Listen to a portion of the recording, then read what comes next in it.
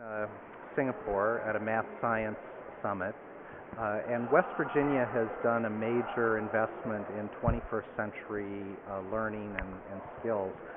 What's the philosophy behind that, and what are you trying to accomplish?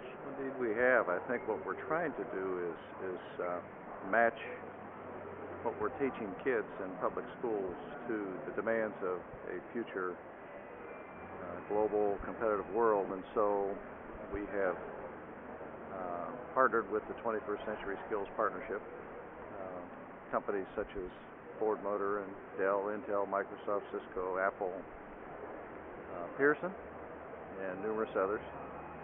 And we've listened very carefully to them in terms of what they say those skill sets are that they need in their prospective employees.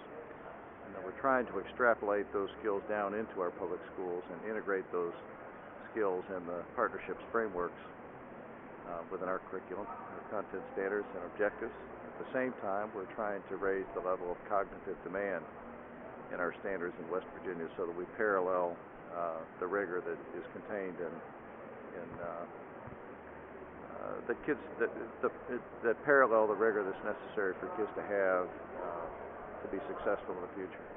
How are 21st century skills different than skills that were needed in the 20th century?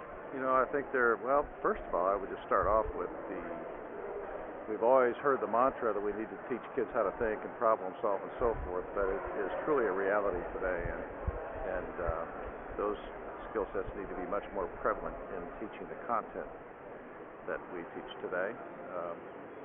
Kids need to understand information communication technology skills like never before.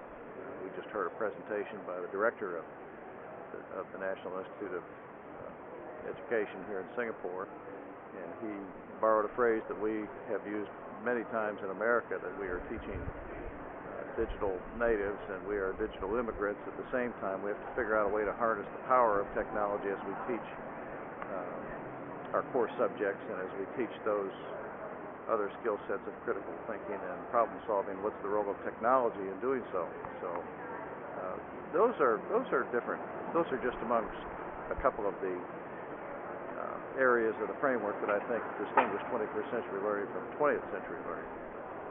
Do you think that states can afford to invest in technology as we're heading into a recession? I don't think states have a choice, quite frankly. I think an investment, sometimes you have to spend money to make money. And so I think that the choices are very clear right now, that those that want to be leaders in the future are going to make those investments, not only in technology, but in the professional development support structures, so that our teachers, who tend to be those immigrants, can catch up with the natives, those being the kids that come into their classes.